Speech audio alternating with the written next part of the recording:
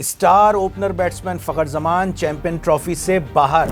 जी हां, साइम अयूब के बाद फखर जमान भी टूर्नामेंट से आउट। आईसीसी चैंपियंस ट्रॉफी 2025 की शक्ल में मुद्दतों बाद पाकिस्तान में इतना बड़ा इवेंट आया था और इफ्तिताही मैच में न्यूजीलैंड के हाथों शर्मनाक शिकस्त के बाद पाकिस्तान क्रिकेट टीम को लगा एक और झटका, जब फखर जमान गुज़िश्ता रोज न्यूजीलैंड के खिलाफ फील्डिंग के दौरान अनफिट हो गए थे। एक तरफ इंडिया के पास बेहतरीन खिलाड़ियों की भरमार है, भारत चाहे तो 2 टीमें खड़ी कर सकता है और पाकिस्तान एक टीम बनाने में भी नाकाम नजर आ रहा है। अब बात कर लेते हैं पाकिस्तान न्यूजीलैंड के मैच की। कोई सिलेक्शन नहीं, कोई स्ट्रेटेजी नहीं। अब तो टेस्ट मैच भी इस रन रेट से नहीं खेले जाते।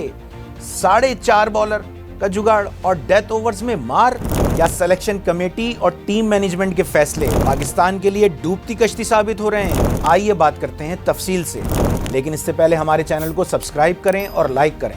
मैच के आगाज में ऐसा लगा जैसे पाकिस्तानी बॉलर्स कीवीज को 270 से कम पर रोक लेंगे, मगर डेथ ओवर्स में बॉलर्स की पिटाई और मैच के दरमियानी हिस्से में भी गलतियों का सिलसिला जारी रहा। बैटिंग की बारी आई तो वही पुरानी कहानी, कोई सिलेक्शन नहीं, कोई स्ट्रेटेजी नहीं। डॉट गर्दी पर नजर डालें तो पहले 13 ओवर्स में 60 डॉट बॉल्स। जी हां, आपने सही सुना, 13 ओवर्स में 60 डॉट बॉल्स हम खेल चुके थे। 25 ओवर्स में 102 डॉट बॉल्स।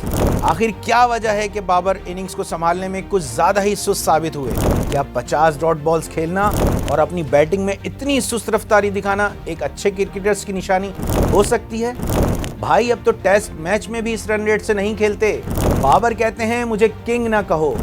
बिल्कुल सही कहा उन्होंने। बादशाह वो होता है जो मैदान में हुक्मरानी करे और बड़े मैचों में राज करे। सिर्फ खूबसूरत कवर ड्राइव मारने से कोई किंग नहीं बनता।